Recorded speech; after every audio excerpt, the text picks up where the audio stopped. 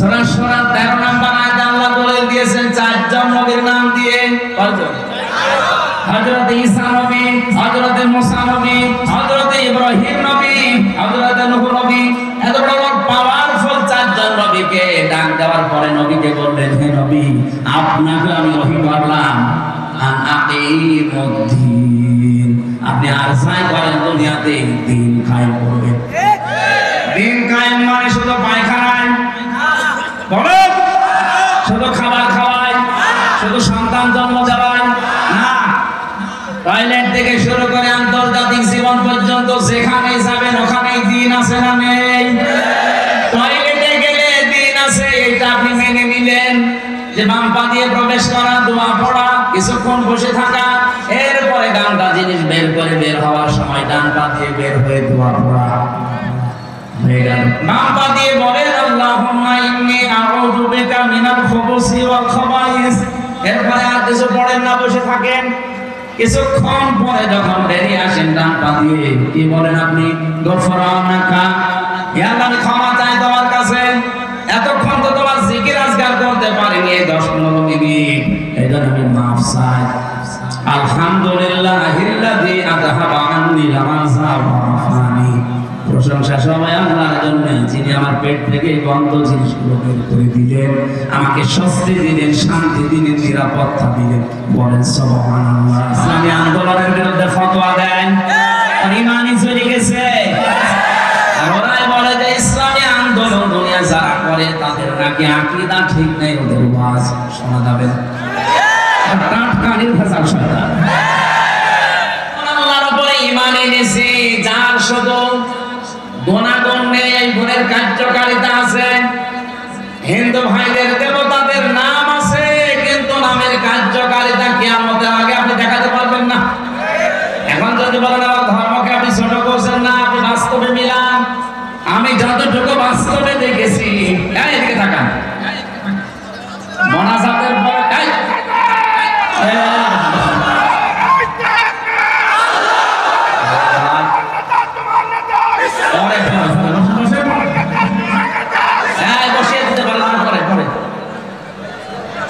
ছাতা বলছেন আমার নিজেই বুঝে গেছে, গরমে আমার ফ্যামিলির পর হয়ে গেছে। তারপরে একবার শুরু করেছে মোনাজাতের পরে যে কি ভেঙে পড়ে গেল না, ওইটা 10 মিনিট সময় দেওয়া হবে, দেখে বাড়ি যাবেন নাকি?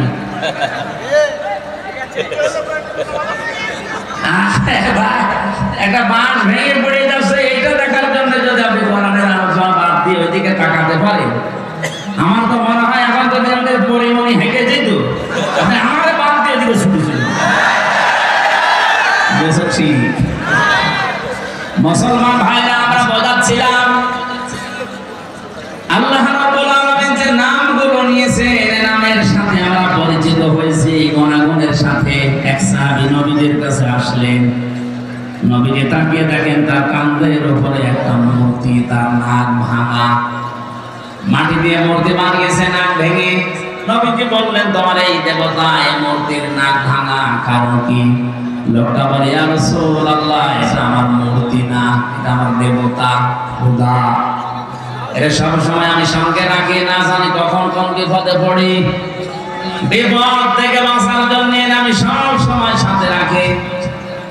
হঠাৎ আমার প্রসাব পায়খানার প্রয়োজন দেখা দিয়েছে, খোদাকে নিয়ে তো আর পায়খানায় যাওয়া যায় না, এজন্য রাস্তার পাশে রেখে আমি কাম সারতে গেলাম, এসে দেখি ওর মাথা থেকে পা পর্যন্ত পুরা ভিজা।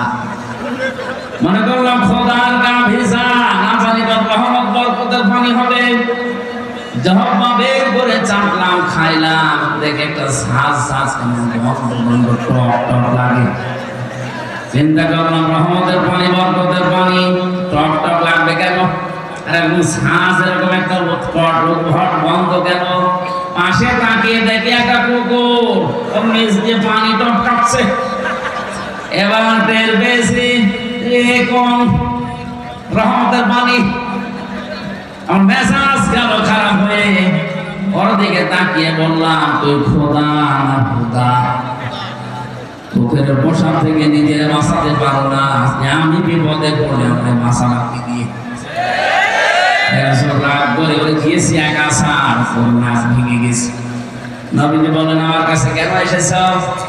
লোকটা বলে, ইয়া রাসূলুল্লাহ, এদের অসারতা, এদের কল্প কাহিনী, এদের মিথ্যাচার, এদের অজ্ঞতা, এদের সব আমার কাছে এখন স্পষ্ট। এরা কিচ্ছু করতে পারে না, বেকার আমি সময় নষ্ট করেছি। আজকে আমি আলোর সন্ধান পেতে চাই, মেহেরবানি করে আমি আপনার কাছে কালেমা পড়তে চাই, পড়িয়ে দেন। আর যারা মানুষ হিসাবে এলাকায় বসবাস করছেন, অন্য জাতিতে যারা আছে, চ্যালেঞ্জ দিলাম, আপনি যে নাম দিয়েছেন আপনার দেবতা, ওই নাম পর্যন্ত সে ইসলামের কোন গুণাগুণ কার্যকারিতা আপনি দেখাতে পারবেন না। মনে করেন দুর্গা ফসলে বরকত দেয়, দুর্গা রেখে আপনি ফসলের ভেতরে রেখে আসেন, ফসল সহ দুর্গা শুরু হয়ে যাবে। আমি বানিয়ে বলছি, এই যে মোবাইল ঘড়িটা যদি মনে করেন দুর্গা এটা পাহারা দেয়, আপনি এই ঘড়ি সহ দুর্গা এখানে রেখে চলে যান, সকালে এসে দেখবেন দুর্গা অনেক ঘড়ি। আমরা এমন আল্লাহর উপরে ঈমান এনেছি, তার এমন নাম আছে, নামের গুণাগুণ আছে। মহান আল্লাহর যতগুলো নাম আছে, শুধু নাম নিয়েই বসে নিয়ে প্রতিটি নামের গুণাগুণ এবং কার্যকারিতা আছে। আমাদের ঈমান অনুযায়ী হয়তো আমরা দেখতে পাই না, তাই বিশ্বনবী দেখতে পেয়েছিলেন, বদরের ময়দানে দুহাত উঁচু করেছিলেন এমন ভাবে আর এই বদরের সাদা জায়গা পর্যন্ত দেখা যাচ্ছিল। বিশ্বনবী ওই দিন দোয়া করেছিলেন, হে রব, 313 জন নিয়ে এসেছিলাম, একটাও কেউ করতে পায় না, কোথায় তারা? হযরতে আবু বকর নবীজিকে চাদর করে দিয়ে দিলেন শরীরে। ডাক দিয়ে বলেন, হে নবী, আপনার 313 জন সাহাবী একটাও মারা যায়নি, সবগুলো বাতিলের ভেতরে বন্টন হয়ে গেছে। সঙ্গে সঙ্গে জিবরাইল আলাইহিস সালাম বিশ্ব নবী মুহাম্মদ রাসূলুল্লাহর কানের কাছে মুখটা নিয়ে এসে একটা আয়াত শোনালেন, সূরা আনফালের 9 নম্বর আয়াতটা, ইযে তাসতাগিসুনা রাব্বাকুম ফাস্তাজাবা লাকুম আন্নী মুমিদ্দুকুম বিআলফিন মিনাল মালাইকাতি মুরদিফিন। হে নবী, আপনার কান্না বন্ধ করেন, শুধু আকাশের দিকে একটু চোখটা তুলে দেখেন, আল্লাহর সাহায্য আল্লাহ তার রব নামের কারণে পাঠিয়ে দিয়েছে। তিনি তাকালেন ওই দিকে, তাকানোর পরেই দেখলেন ফেরেশতারা নামতেছে, সকলের হাতে মোটা মোটা ডান্ডা, বাই সিরিয়াল মুরদিফিন, মানে একটার পরে একটা। নবী এবার মুস্কি হেসেছিলেন, আল্লাহ পাঠিয়েছে কত? আল্লাহ পাক বলেন 1000। নবীজির মন শান্ত হয়নি, আল্লাহ পরবর্তীতে আয়াত নাযিল করে বললেন 3000। এরপর নবীজি সান্ত্বনা পাচ্ছিলেন না, আল্লাহ পাক সর্বশেষ সূরা আলে ইমরানে আয়াত নাযিল করে জানালেন, হে নবী, আমি 5000 পাঠিয়েছি। বদরের ময়দানে আপনার সৈনিক মাত্র 313 জন, আর ওরাই গেছিল 1000। আপনাকে আমি 1000 দিয়েছিলাম, আপনার মনে আমি সুখ শান্তি স্বস্তি পাইনি, এই জন্য সর্বশেষ আপনাকে 3 থেকে 5000 ফেরেশতা সব সজ্জিত অবস্থায় একটার পরে একটা আমি আল্লাহ নামিয়ে দিলাম।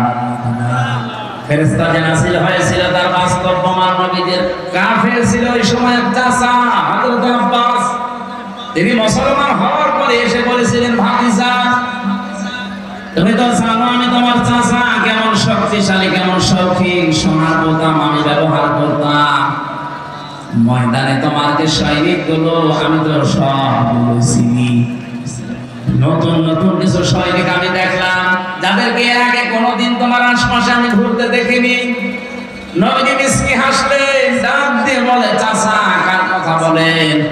ওই যে ময়দানে আমি যখন যুদ্ধে লিপ্ত ছিলাম, তাকিয়ে দেখলাম পেছন দিক থেকে কে যেন এসে আমার ঘাড় ধরে খুশি করে ফেলেছে। নবীজি বললেন, কি দেখলে? কাকে দেখলে চাচা? হঠাৎ করে বিশ্ব নবী মুহাম্মদ রাসূলুল্লাহর কাছে জিবরাইল এসে একটা হাসি দিয়ে চলে গেছে। জিবরাইলের এই চিহ্নটা দেখার পরে নবীজির চাচা আব্বাস বলেছিলেন, ভাতিজা এই যে কিছুক্ষণ আগে একটা সৈনিক দেখলাম, কোথায় গেল? এখন আর তো দেখতে পাই না। নবীজি বলেন, চাচা কাকে দেখলেন? ওটা সাধারণ সৈনিক না, ওটা আল্লাহর ফেরেশতা জিবরাইল। নিজে কমান্ডার হয়ে আজকে এই বদরের ময়দানে নাজিল হয়েছে, তার পেছনে আল্লাহ পাঠিয়েছে 5000 ফেরেশতা। যে সমস্ত কাফেররা মরে পড়েছিল বিশ্ব নবী বদরের ময়দানে, কোন দিনের জন্যও তিনি আগ্নি অস্ত্র ব্যবহার করেন নাই। অথচ যে সমস্ত কাফেরেরা মরা পড়েছিল, যে ওদেরকে কাছে যে দেখলেন অধিকাংশ শরীর পুড়িয়ে গেছে। তার মানে ফেরেশতারা যে মোটা মোটা ডান্ডা নিয়ে নেমেছিল, ওটা ডান্ডা শুধু না, ওটা জাহান্নামের পোড়ানো রড ছিল। যার শরীরে লাগিয়েছে ওখানেই ও শেষ। নবীজির বিশ্বাস ছিল আল্লাহর উপরে, তার নামের উপরে, কার্যকারিতার উপরে। আল্লাহ এই বিশ্বাস অনুযায়ী পাঠিয়েছিলেন ফেরেশতা। আমাদের ওই পর্যায়ে যায় না, এজন্য ফেরেশতাও আসে না, আমরা দেখতে পাই না। তারা বিশ্বাস করে বদরের ময়দানে যে ফেরেশতা এসেছিল, শুধু বদরের জন্য না, এই যে দাস্তাগীর সরাইটা মোসানে বর্তমান ভবিষ্যৎ দেখেন ফেরেশতা কিয়ামত পর্যন্ত একটা থাকবে। আমরা যদি আল্লাহর উপর ঈমান আনতে পারি, সত্যি যদি তার অস্তিত্ব আমরা মেনে নিয়ে তার নামগুলো বিশ্বাস করে, কার্যকারিতা কিয়ামত পর্যন্ত আছে, এটা যদি সত্যি আমরা দেখাতে পারি, মহান আল্লাহ এখনো ফেরেশতা নাযিল করে সাহায্য করতে পারে। আল্লাহ আমাদেরকে কোরআনে কারিমের আয়াতের বাস্তব কিছু যেন দুনিয়ায় দেখান, বলেন আমিন। বিশেষ করে আজকে ফিলিস্তিনের মুসলমানদের জন্য এটা বড় বেশি জরুরি হয়ে পড়েছে। আর ছোট ছোট বাচ্চারা ওই মরুভূমির পাথরের উপরে লিখতেছে, আল্লাহকে চিঠি দিচ্ছে, আল্লাহ ওয়াজআলনি মিন লাদুনকা ওয়ালিয়্যা ওয়াজআলনি মিন লাদুনকা নাসীরা। ইয়া আল্লাহ, আর পারা যায় না, সহ্যের বাইরে চলে গেছে। মা নেই, বাবা নেই, বড় ভাই নেই, বড় বোন নেই, সবাইকে ওরা মেরে ফেলেছে। আমি 2 বছর, 2.5 বছর, 3 বছরের বাচ্চা কি বুঝি? দুনিয়ায় কেউ যখন এগিয়ে আসে না, আমি তোমার কাছে চিঠি লিখলাম, মহান আল্লাহ তোমার পক্ষ থেকে তুমি আমাদের জন্য সাহায্যকারী পাঠাও। এই জন্যই মনে হয় আল্লাহ ইরানের মনটা একটু নরম করে দিয়েছে। বিশ্বের 57টা মুসলমানদের মন যদি এরকম একটু নরম আল্লাহ করে দিত, অন্তত এখনো যেভাবে সাহায্য করছে অনেকেই, প্রত্যেকটা মুসলিম রাষ্ট্র যদি ইমানের দাবি পূরণ করার জন্য সবাই কাশ্মীরের পাশে দাঁড়াতো, আমরা আজাদ কাশ্মীর পৃথিবীতে দেখতে পেতাম। মরণের আগে যেন এটা দেখতে পাই যে আজাদ হয়ে গেছে কাশ্মীর, বলেন আল্লাহ পাক যেন এটা দেখে মরার তৌফিক দেন, বলেন আমিন। আমরা যদি আজাদ না হতাম, আমরা যদি মুক্ত হতে না পারতাম, কত কিছু আমরা আজ নিজেদের মন মতো করতে পারতাম না। আমি টের পাচ্ছি ওরা আজ মুক্ত হতে পারে না, আজাদ হতে পারে না, এজন্য অনেক কিছু মন মতো করতে পারছে না। মানুষকে আল্লাহ বানিয়েছে মুক্ত জীবন দিয়ে। এটা পাখি না যে খাঁচার ভেতরে ভরে রাখবে, হাত পা ডানা কাটা পাখির মতো শুধু ছটফট করছে। বিশ্বের মানচিত্রে আজ একটা পতাকা দেখতে চান, যেটাই লেখা থাকবে লা ইলাহা ইল্লাল্লাহু মুহাম্মাদুর রাসূলুল্লাহ। ঈমান যারা এনেছে কথা বলবে, তারা আল্লাহর শুধু নাম বিশ্বাস করবে না, অসিফাতিহি ওয়া কাবিলতু জামিয়া আহকামিহি ওয়া আরকানি। আল্লাহর যত হুকুম আহকাম আছে আমি সব কবুল করে নিলাম, মেনে নিলাম। আল্লাহর যত আরকান আছে, রকমের বহু বছর আরকান, যত খুঁটি আল্লাহ নাযিল করেছে এই পৃথিবীতে, আল্লাহর খুঁটি হচ্ছে 500। কয়টা? এই যে 1টা 2টা 3টা 5টা খুঁটি দেখতে পাচ্ছেন, এই প্যান্ডেল ঠিক রাখার জন্য আল্লাহর বিধান এই পৃথিবীতে কায়েম রাখার জন্য 500 খুঁটি দরকার। ওই 500 খুঁটি আল্লাহ কোরআনে কারিমে দিয়েছেন। প্রতিটি খুঁটি আমি মেনে নিলাম, যেখানে খুঁটি দেখবো খুঁটির বাইরে আমি যাব না। এর নাম ঈমান আনা। এর নাম কি? আমরা ঈমান আসলে পেয়েছি, ঈমান আনতে পারি না। সে ছোটকালে কায়দায় যেটা পড়িয়েছিল মক্তবে হুজুরেরা, আমানতু বিল্লাহি কামা হুয়া বিআসমাইহি ওয়া সিফাতিহি ওয়া ক্বাবালতু জামিয়া আহকামিহি ওয়া আরকানি। এটার উপরে আমাদের বাকি জীবন যেন আমরা ঈমান এই নিয়ে সেট করতে পারি, বলেন আমিন। এভাবে যারা সত্যি ঈমান আনবে, ওয়া আমিলাস সালিহাতি, 2 নম্বরে যে মানুষগুলো এই ঈমানের দাবি অনুযায়ী এই যে 500 নাম বিশ্বাস করে নামের কার্যকারিতা আছে মেনে নেন, এভাবে যারা ঈমান আনার পরে ভালো ভালো কাজের আঞ্জাম দুনিয়ায় দেবে। আমলের বাংলা অর্থ কাজ, আমল মানে কাজে পরিণত করে দেখাবেন। এখন সলিহাত বহু বছর আল্লাহ দিলেন, ভালো কাজ কোনটা? আমাদের এই বাংলাদেশ, ভারত, পাকিস্তানের সমস্ত দেশে আমরা অনেকেই মনে করি ভালো কাজ মানে নামাজ পড়া, রোজা রাখা, ভালো কাজ মানে জিকির করা। না, পৃথিবীর সবচাইতে ভালো কাজ হচ্ছে এই পৃথিবীর ময়দানে আল্লাহর বিধানকে ইজহার করা, প্রকাশ করা, বিজয় করার জন্য চেষ্টা করা। দিন কায়েম করো, ওয়ালা তাতাফাররাকু ফি, এই বিষয়ে কোনো ফতোয়াবাজি করবে না।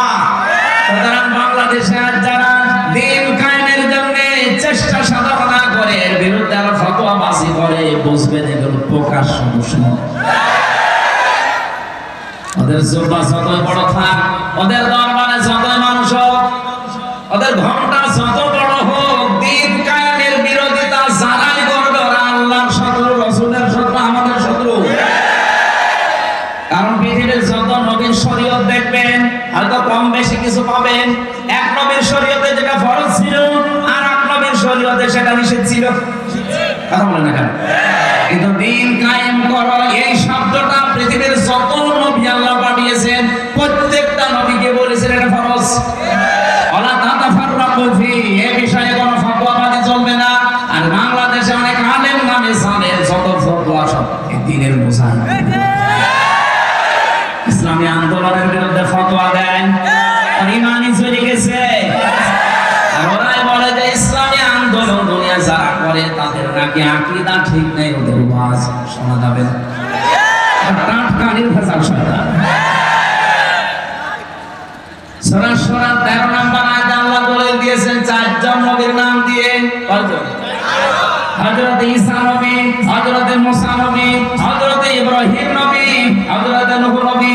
এত বড় পাওয়ারফুল 4 জন নবীকে ডাক দেওয়ার পরে নবীকে বললেন, হে নবী, আপনাকে আমি ওহী করলাম আন আকিমুদ্দিন, আপনি আর যাই করেন দুনিয়াতে দিন কায়েম করবেন।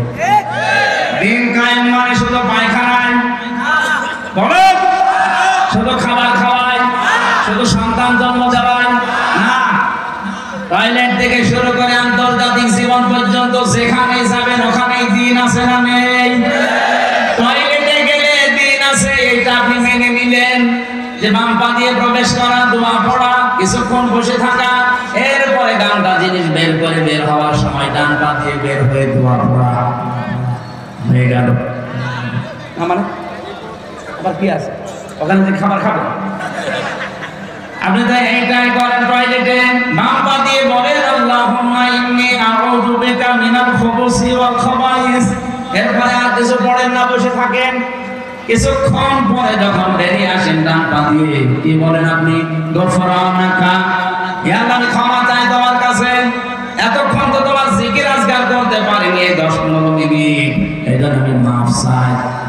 আলহামদুলিল্লাহিল্লাযী আযহাবা আন্নী আল-আযা ওয়া আফানি, প্রশংসা সবাই আল্লাহর জন্য যিনি আমার পেট থেকে গন্ধ জিনিসগুলো বের করে দিলেন, আমাকে স্বস্তি দিলেন, শান্তি দিলেন, নিরাপত্তা দিলেন। বলেন সুবহানাল্লাহ। টয়লেটে যাওয়া, আসা, বসে থাকা, এই কথাগুলো দিন অনুযায়ী হয়েছে না হয়নি? বলেন। এইটা শুনে তো অনেকে বাহবা দিচ্ছে, হুজুর বলেন, আরো বলেন, দরকার 10 মিনিট বলেন। আর ভাই টয়লেটের এই 15 মিনিট যদি দিন হয়, মুহাম্মদুর রাসূলুল্লাহ 10 বছর কোরআন দিয়ে রাষ্ট্র চালিয়েছিলেন, ওইটা কি? ওইটা আপনার কাছে রাজনীতি মনে হয়? ওটা দিন না?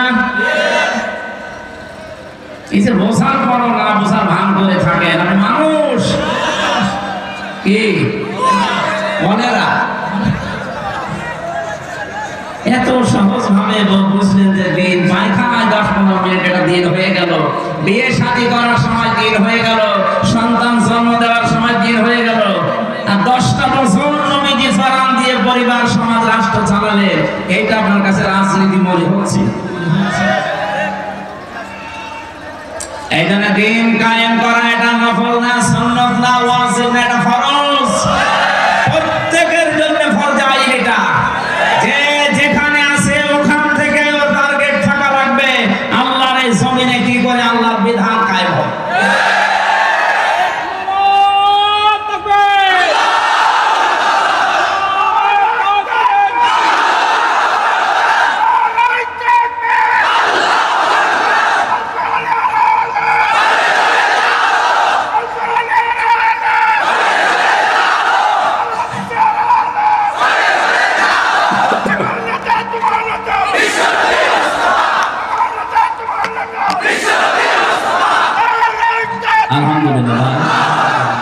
তাহলে আমলে সালেহ বলতে আমাদের যে ভ্রান্ত ধারণাটা আছে পৃথিবীর সবচাইতে বড় আমল হচ্ছে দিন কায়েম করার আমল।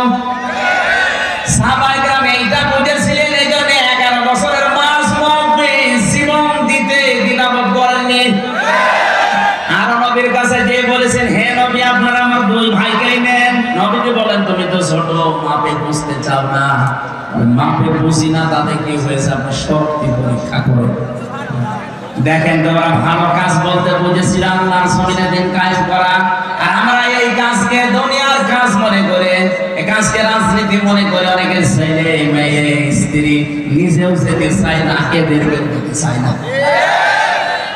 আমি আশা করছি আপনার এই ছোট কথা আপনি বুঝেছেন। না বোঝার ভান করে থাকলে এদিকে আসেন, ঝড়ি কোথা দিয়ে ফুটাচ্ছে। আমল এইটা পৃথিবীর শ্রেষ্ঠ আমল। আমি এটা তো বানিয়ে বলছি, বলেন। আজ এই দেশের 18 কোটি মানুষের 96% মানুষ যারা মুসলমান দাবি করছে, তাদের ছেলেকে, মেয়েকে, স্ত্রীকে, ভাতিজাকে, ভাইজিকে যদি এই মনে করে দিতাম যে এই ভালো কাজ সবাই মিলে করো নামাজ পড়ার মতো, এ দেশে দিন কায়েম হতে আর বেশি দেরি হওয়ার কথা। বলে নামাজও পড়ছেন, রোজাও রাখছেন, হজ করে আসেন, যাকাত দেন, বড় জুব্বা গায়ে দেন, আর দিন কায়েমের জন্য যারা আন্দোলন করে এদের কথা শুনলে আপনার কাছে রাজনীতি মনে হয়? বলে দিন কায়েম ভালো না, দরকার না। আমি তো 6 হাত হচ্ছে না আপনার ইমান অনুযায়ী, এদের ভালো কাজ এখান থেকে শুরু করা দরকার। আজকে দিনের বেলায় মাহফিল ছিল দিনাজপুরের কাহারো, ওখানে এই ফাস্তা সাহারাহর ব্যাখ্যা করতে যে ফাহাল্লা হালালাহু ওয়া হারামা হারামাহু, কি করে আমরা আজ হালালকে হালাল জানার পরও মেনে নিতে পারি না, হারামকে হারাম জানার পরও ছেড়ে দিতে পারি না, কেন পারি না, ওর ব্যাখ্যা দিয়েছিলাম। ওখানে যারা বসেছিল অনেকেই বুঝেছে যে আসলে তো দিন কায়েম না থাকলে, ইসলাম যদি বিজয়ী না হয়, হালাল জানার পরও মানা যায় না এমন জায়গা আছে, হারাম জানার পরও মানা যায় না এমন জায়গা আছে। সব যোগ্যতা আমার আছে, ফার্স্ট ক্লাস ফার্স্ট আমি, এরপরও বিশ্ববিদ্যালয়ে ঢুকতে হলে শিক্ষক হিসাবে 35 লক্ষ টাকা আল্লাহর ওলিকে দেওয়া লাগবে। এটাকে আমি বেশি বলে ফেললাম? এই যে 40 লাখ টাকা নিয়ে বসে আছে, হবে না। অথচ এর চাইতে যার রোল নাম্বার ছিল 72, 82টা ছেলে মেয়ে, 72 রোল নাম্বার তার 40 লাখ টাকার কারণে হয়ে যাচ্ছে এই চেয়ারে বসে আরো অবৈধ কাজ সে করার সুযোগ পাবে। আরে ফার্স্ট ক্লাস ফার্স্ট এর দেবে না, কারণ এর মামা নেই। এই যে জানার পরও আমরা হারামকে হালাল হারাম বলে ছেড়ে দিতে পারছি না, এরকম পরিবেশ দেশে শুধু এটাই আর নেই। আজকট কাটাচ্ছে যান, আদালতে যান, 3টা বছর তো আমি দেখলাম, আমার তো মনে হয় আদালতের ইট পর্যন্ত টাকা চায়। বিশ্বাস হচ্ছে না, ঠাকুর কাটা বলতে চান, কোর্টের ইট পর্যন্ত বলবে 10 টাকা দিয়েছে। এই জন্য কোরআন যদি বিজয়ী না থাকে, এই দেশে আপনি মরেও শান্তি পাবেন না। মরণের সময় আপনার ইমান নসিব হবে না, বেঈমান হয়ে মরবেন। আল্লাহ এই সহজ কথাটাকে তুমি সহজ ভাবে আমাদের ব্রেনের ভিতরে ঢুকিয়ে দাও। রাজনীতি মনে করে, জঙ্গিবাদ মনে করে যদি এড়িয়ে যেতে চান আপনি কিন্তু বেঈমান হয়ে মরবেন। কারণ যাদের জীবনে দিন কায়েমের আকাঙ্ক্ষা নেই, নবীজি বলেছেন মরতে গেলে মুনাফিক হয়ে মরবে। আল্লাহ তুমি আমাকে সহ যারা এসেছি আমাদেরকে বাঁচাও, আমরা যেন শাহাদাতের মরণ পাই, বলেন আমিন। নেক কাজ এই একটা একটা করে এরকম কোরআনে কারিমে আসে, নেক কাজের কথা কয়টা? 500। কয়টা? ঈমান আনার পরে যারা নেক কাজগুলো আঞ্জাম দেবে, কানাত লাহুম জান্নাতুল ফিরদাউস নুজুলা, আল্লাহ তাআলা বলেন তাদের জন্য আমি জান্নাতুল ফিরদাউস মেহমানদারি করার জন্য রেখে দিলাম। আমার ভাইরা, মেহমান যত দামি হয় তার জন্য প্রস্তুতি তত আগে থেকে নেওয়া হয়। আমি এলাকায় আপনাদের মেহমান, দেড় 3 বছর ছেলে, আর এর আগে 1 বছর আসি না, 4 বছর পরে আসতেছি। এজন্য এলাকায় ধম পড়েও গেছে এরকম বেশি। আমার মনে হয় আশপাশে 3-4 থানার ভেতরে খবর নিয়ে দেখেন প্রত্যেক বাড়িতে মেহমান ঘুরে গেছে। এটা জিবরাইল আসবে এই কারণে বলেন, যেহেতু আপনারা আমাকে দামি মেহমান মনে করেন, মেহমান যত দামি হয় তার জন্য প্রস্তুতিও তত আগে থেকে 8-7 করে নেওয়া হয়। খরচ হচ্ছে আপনাদের এরকম একটা বছর 2 দিন 3 দিন 4 দিন করে মেয়ে জামাই ওর জামাই সব এসে রয়েছে। পৃথিবীর শ্রেষ্ঠ মেহমান যিনি মুহাম্মদুর রাসূলুল্লাহ সাল্লাল্লাহু আলাইহি ওয়াসাল্লামকে দিয়ে আল্লাহ জানিয়েছেন, হে নবী, ঈমান যারা আনবে এরপরে আমল করবে, এরা যেহেতু আমার শ্রেষ্ঠ মেহমান হয়ে গেছে, এদের মেহমানদারি যে নজুলা এর ব্যাখ্যায় আমি পড়েছি। এই মেহমানদের জন্য সর্বোচ্চ প্রস্তুতি 70টা গেট আমি আল্লাহ তৈরি করে রাখবো। প্রতিটি গেটে আমার 70,000 করে ফেরেশতা পাহারা দেবে। বিশাল বিশাল তোরণ বানানো হবে। ওয়াসিকাল্লাযীনা তাকাউ রাব্বাহুম ইলাল জান্নাতি যুমারা। বিশাল বিশাল গেট, ফেরেশতারা প্রতিটি গেটে দাঁড়িয়ে আছে। এই ফেরেশতারা আপনাকে দেখার পরে বলবে, আল্লাহর বান্দা চলো চলো, যেতে হবে। মনে করবে যে প্রথম গেট যদি এত সুন্দর হয়, এই মনে হয় জান্নাতের গেট। যতটুকু ঢোল, যতটুকু ঘটি বাটি লোটা ছাই আছে, ব্যাগ পত্র নিয়ে বসে পড়বে মানুষ। ইবনে কাসির মুফাসসির বলেন, মানুষকে বসে পড়া দেখে ফেরেশতারা হাসবে। করেন কি, এটা মেইন গেট না, কেবল গেট আরম্ভ হয়েছে। এরকম 70টা গেট আপনাকে পার হওয়া লাগবে। সালামুন আলাইকুম তিবতুম ফাদখুলুহা খালিদিন। শান্তি সম্ভাষণ সালাম দিতে দিতে আপনাকে নিয়ে যাবে ফেরেশতারা। আল্লাহ আমাদের কপালে যেন এটা রাখেন, বলেন আমিন।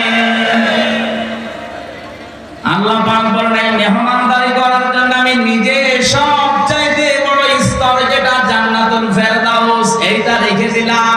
খালিদিনা ফিহা, চিরকালের জন্য এই বাগানে তোরা ঘোরাফেরা করবে। লা ইয়াবগুনা আনহা হিওয়ালা, কোনদিন আর এই বাগান থেকে তোর বের হওয়া লাগবে না, তোর বের করেও আমি আল্লাহ দেব না, বলেন আমিন। বড় স্তরের নাম বললাম, বড় দরজার নাম ফেরদাউস। নাম বললাম কি?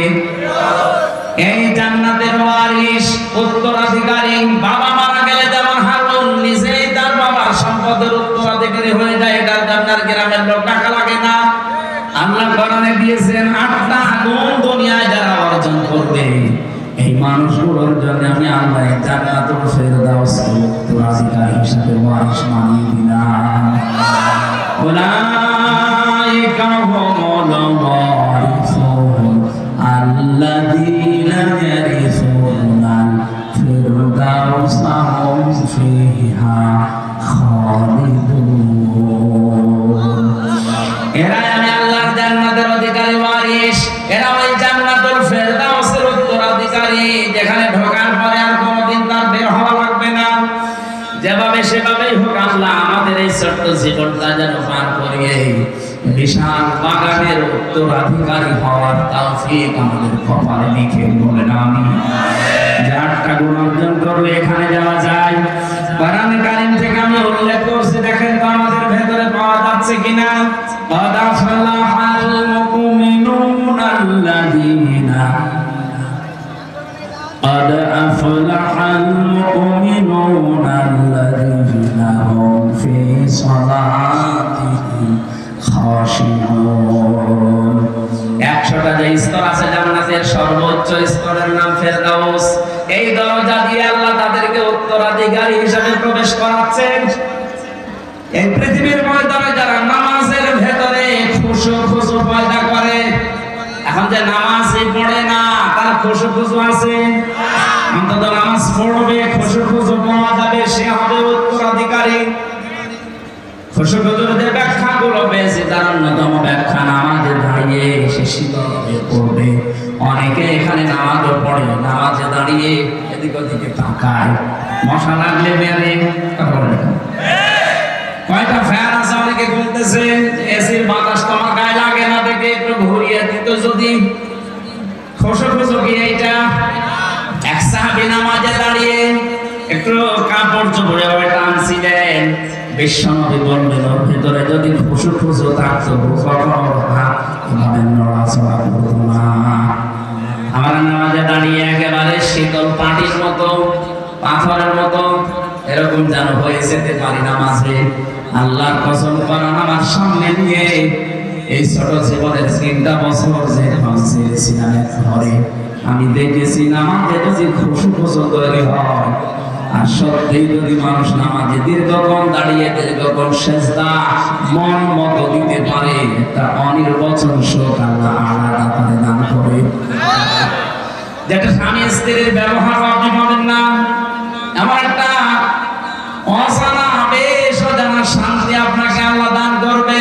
আজকে সেজদা দেবেন ভোর রাতে আজান হওয়ার ঘন্টা খানিক 1.5 ঘন্টা খানিক আগে ওঠেন অন্তত 10 রাকাত বা 2 রাকাত নামাজ আদায় করে বিশাল লম্বা একটা সেজদা 40-45 মিনিট পড়ে থাকে মানে কি বলবেন মানে ওই আরবিতে কথা বলতে না পারলে বাংলায় বলবেন মনের কথাগুলো যে আল্লাহ আমার ওই অসুবিধা আছে ওই ঝামেলায় পড়েছে আমার ওই অসুখটা হচ্ছে আমার এরকম মানে টয়লেটের ভেতরে রক্ত পড়ছে যত রকমের অসুস্থতা আছে অসুবিধা আছে বিপদের কথা আছে সেজদায় পড়ে যদি চোখের পানি ফেলতে পেরে বলতে পারেন বাংলায়ও দেখবেন একটা আলাদা শান্তি পাচ্ছে ওটা আল্লাহ সবাইকে দেয় না যে মানুষগুলো নামাজের ভেতরে খুশু আর খুশু তৈরি করে ভয় নিয়ে যারা নামাজ আদায় করে আল্লাযীনা হুম আনিল লাগবি মুরিদুন এই পৃথিবীতে যে মানুষগুলো অনর্থক কথাবার্তার কাজ থেকে যারা নিজেদেরকে বিরত রাখে আজ দোকানে বসলে আপনার মুখ ঠিক থাকে না কথা বলতে আছেন 100টা কথা বলে 80টা মিথ্যা কথা এদের কোনো কাজ না থাকলে চুপ করে থাকবেন মান সমাতা না যারা চুপ থাকে সে নাজাত পাওয়ার একটা পথ পায় 3 নম্বরে যারা যাকাত আদায় করে যাকাত শুধু সম্পদের না শরীরের যাকাত আছে এই কথা বলছেন আপনার এই ধানের যাকাত আছে গমের যাকাত আছে ভুট্টার যাকাত আছে এই যাকাত গুলো আদায় করি না এজন্য আমাদের সম্পদগুলো আল্লাহ পবিত্র করে রেখেছে উত্তরাধিকারী জান্নাতুল ফেরদাউসের হতে হলে যাকাত শরীর থেকে শুরু করে প্রতিটি জিনিসের আদায় করতে হবে মাস্ট বি 4 নম্বরে যারা যৌন অঙ্গকে হেফাজত করে রাখে এটা নষ্ট করার জন্য আকাশ সংস্কৃতির নামে সূক্ষ্ম ষড়যন্ত্র চলছে যেভাবে আরম্ভ হয়েছে মোবাইল আর ইন্টারনেট দিয়ে আমার তো যতটুকু বাস্তবতা এই 3 বছর জেল থেকে বেরিয়ে দেখছি এভাবে যদি 10 বছর চলতে থাকে আগামী 10 বছর পরে চরিত্রবান কোন যুবতী যুবক এদেশে পাবেন না বিয়ের আগে সব নষ্ট হয়ে যাবে এখনো সাবধান আমি সহ যারা আছি ছোট বাচ্চা থেকে শুরু করে অন্তত ও কান্নাকাটি করে করুক ও যদি কেঁদে মরে যায় তারপরও ওদের হাতে অ্যান্ড্রয়েড মোবাইল গুলো দেওয়া যাবে না এইটা দেওয়ার হাতে বোমা দেওয়া সমান আজকে এটা ওইটা টিপতে এমন জায়গায় যাবে আপনি কল্পনাও করতে পারেন না ওর চরিত্র কখন ধ্বংস হয়ে গেছে যদি এটা কঠিন কাজ অনেক মা বোনেরা মনে করে বাচ্চাকে মোবাইলের খেলাধুলা উল্টা পাল্টা জিনিস না দিলেও খাবার খেতে চায় না খা ও ওর মেধা কিন্তু নষ্ট হয়ে যাচ্ছে। 4 নম্বরে যেমন হলো আমাদের খেয়ানত করে না। আজ কয়েকদিন পরে নির্বাচন, এই যে ভোট দেবেন যারা, এটা কিন্তু আমানত। এখন মনে করেন আমার দলের লোক তো দাঁড়ায়নি, আমি দেব না। না, যারাই দাঁড়িয়েছে মনে করেন 8-9 জন 10 জন, এর ভেতরে যোগ্যতা সম্পন্ন যে লোকটা, যার দ্বারা ইসলামের কাজ হবে, মানবতার কাজ হবে বলে আপনার মনে হয়, এইরকম মানুষকে আপনার রায়টা, এই আমানতটা দিয়ে দেবে, জান্নাতুল ফেরদাউসের উত্তরাধিকারী হওয়া এমনটা দরকার। এরপরে আমি পেয়েছি অঙ্গীকার পূর্ণ করতে হবে। ওয়াদা যদি কারোর সাথে দেয়, আজ এখানে আমি আসার আগে যারা যারা ওয়াদা দিয়েছে যে বাড়িতে বাড়িতে কেউ বয় বসিয়ে দেবে, বিশাল গরু গাড়ির চাকার মতো জিলাপি কিনে দেব, কত রকমের ওয়াদা কত মানুষ করে, অথচ ওয়াদাকে কিছু মনে করে না, পাশ করার পরে সব ওয়াদা ভুলে যায়। ওনার জন্য জান্নাতুল ফেরদাউস হারাম হয়ে যাবে।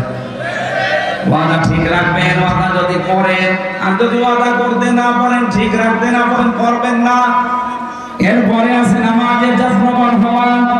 আল্লাহ রাব্বুল আলামিন কোরআনে কারিমে এই যে গুণগুলো দিয়েছেন, যদি কেউ অর্জন করতে পারে, মহান আল্লাহ তাকে বিশাল ফেরদাউসের উত্তরাধিকারী হিসাবে কবুল করে নেবে।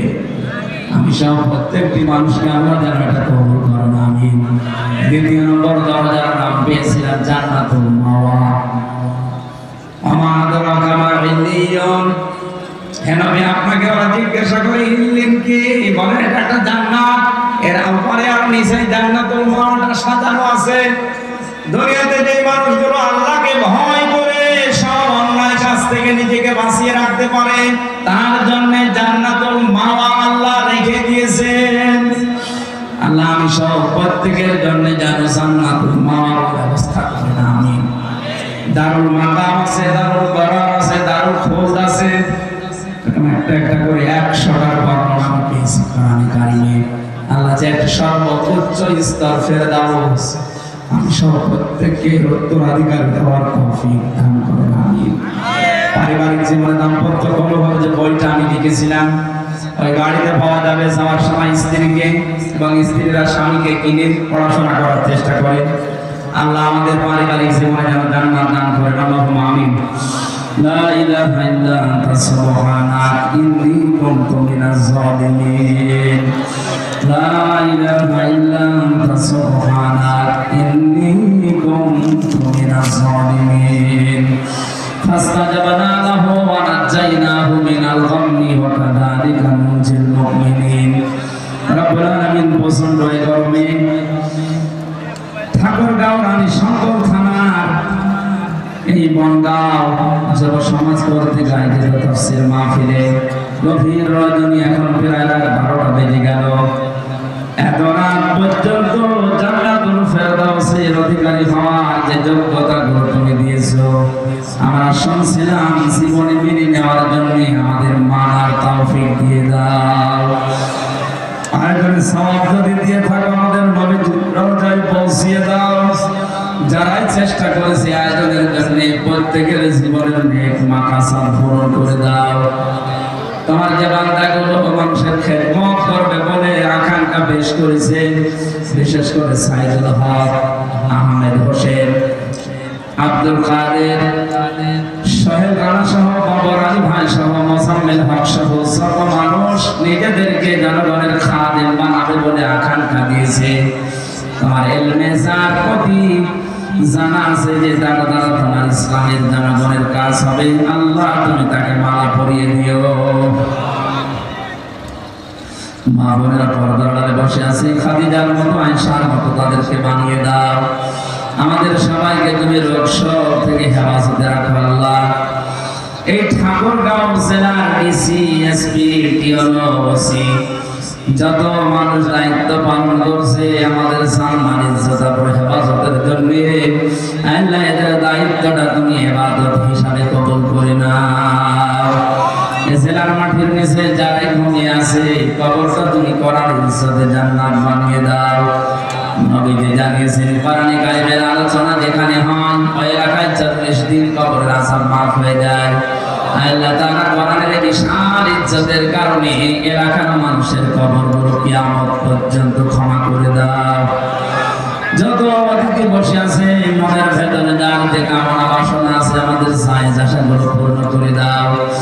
যে বাড়িতে এসে বসেছিলাম এই বাড়ির উপরে রহমত নাযিল করো রব্বুল আলামিন।